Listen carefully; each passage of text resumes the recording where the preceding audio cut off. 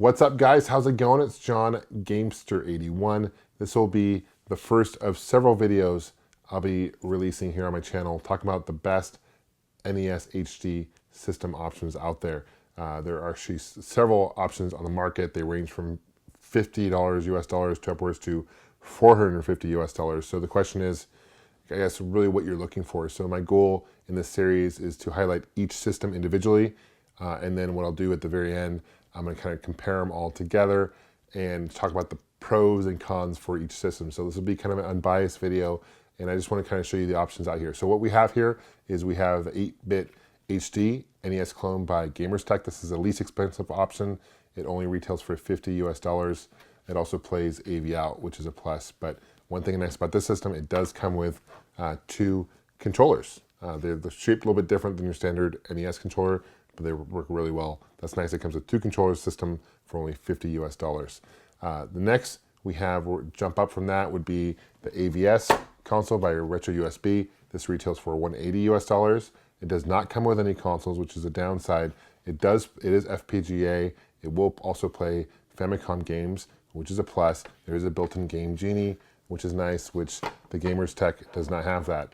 Next, after that, the most expensive would be also FPGA. This is the Analog NT Mini by Analog, and basically it will also play Famicom games. It just has composite out. I mean, there's component out.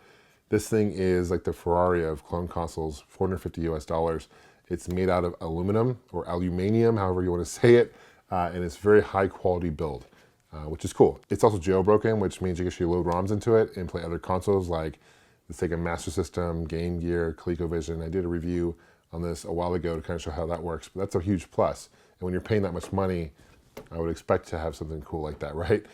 Also, Retron 5. This is not FPGA. This is more of like an emulator system, so it basically dumps the ROM.